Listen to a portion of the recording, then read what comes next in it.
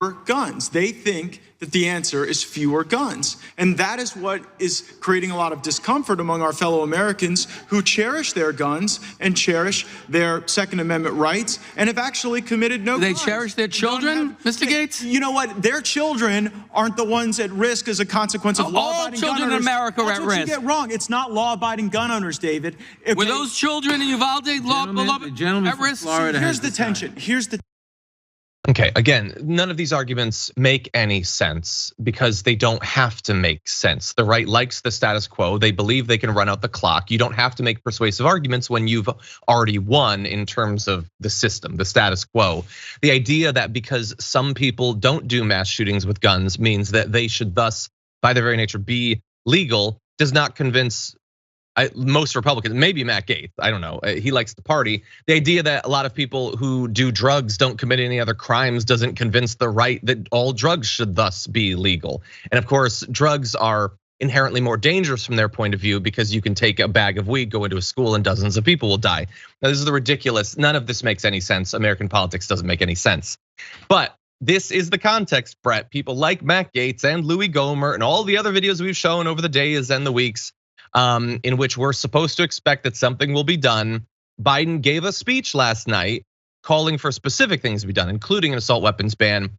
Privately though, according to Axios, White House officials are bearish that Congress will pass anything substantial to limit guns. So, hey, look, they can occasionally read the room. They're as pessimistic as us, at least in private. Biden did try to project a bit of strength or a moral imperative to do something. I know that because he said the word enough 11 times during his address. He just said it over and over and over again. You think that that's probably enough though? That's probably gonna do it. I'll match your literary repetition with a Lear quote. Instead of enough, enough, enough, enough, enough, nothing, nothing, nothing, nothing, nothing. I don't get that reference, but I like it. That's it. I mean, he's just like nothing, over and over again. Nothing's gonna happen.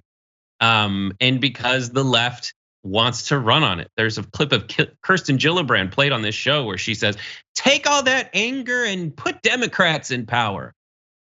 Like, I just looked at the scoreboard. You have all of it, except in the Supreme Court, because you suck at getting it and keeping it. Yeah, that's it. That's true. So use it now. I'm not. I'm against abolishing the filibuster. I'm for reestablishing the filibuster. I'm for changing the rules of the Senate so that there is no time limit on being in session. So you would then make it like baseball and not like basketball. In basketball, you run out the clock. In baseball, the players determine when the game ends. So make them earn it. Get all those at bats. You guys want to filibuster and tell me all the reasons you want kids to die? I'll give you unlimited time to do that. Go for it. Because to bring it back to Matt Gaetz, there is American exceptionalism. Every other country doesn't have this problem except us. We're the only ones. All the solutions that they're saying are all the things they're saying are the reason the kids get killed. That doesn't apply to other countries. There are gun-free zones in other countries, Matthew. It's him that's saying that we're different in a bad way. Exactly. Yeah, unfortunately, the fact that they will say the exact same things following this shooting as they have all others, and the things that they will point to as being responsible, just they like logically cannot be responsible because, as you point out, every other country that doesn't have shootings has those things. It doesn't matter though, because America has the unique distinction of being the worst deliberative, like democracy ever. Nothing needs to make any sense. Nothing needs to be true. You can make insane claims and you will never have to answer for them as an elected representative or a media figure with an audience in the millions. You can just say whatever you want, anything goes. Which is why Joe Biden, who does this speech where he's just like, hey, like too many kids are dying, let's not have that happen anymore, immediately gets attacked by not only Matt Gaetz and everything, but Marjorie Greene tweeted, Joe Biden wants to ban assault weapons and high capacity magazines, yet Democrats refuse to prosecute violent crimes in Democrat cities all over the country. I don't think that that's true. And refuse to protect your children at school with armed security. Tons of schools have armed security. That doesn't stop these shootings. Same Democrats are protected by arms guards daily. We talked about, she spends tons of money on defense. Again, and by the way, I don't understand why that is supposed to be a convincing thing, that like in theory, Joe Biden would have an armed guard to protect against presidential assassins.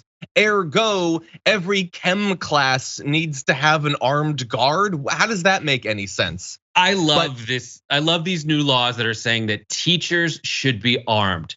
This is obviously the brainchild of someone who has never ever talked to a teacher, because I know you're gonna hate this joke, but like, if you talk to a teacher, no one has ever wanted to shoot a kid in the face more than literally every teacher, because kids are annoying. Granted.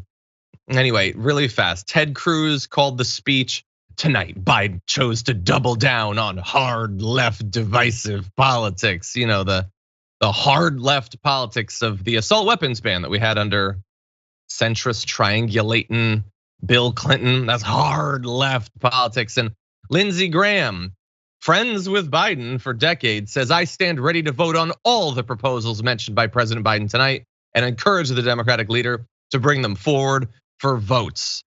Now, if you're not familiar with him and where he stands on this, he's not ready to vote in favor of them, by the way. He's ready to vote down all of this. And let's have another day or two of debate about this as, 2 women are shot and killed in a church in Iowa. There's another shooting in Milwaukee. Someone sprayed cars with bullets. They're just shooting everyone everywhere. But how dare you say we don't have a heart, as we try to stop literally anything from being done.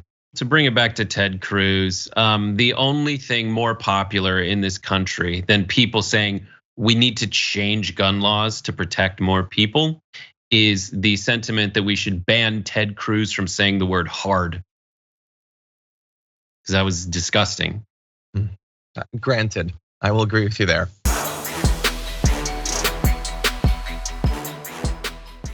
Check out the Damage Report podcast each day, wherever you get your podcasts, whether Pocket Casts or Stitcher or iTunes.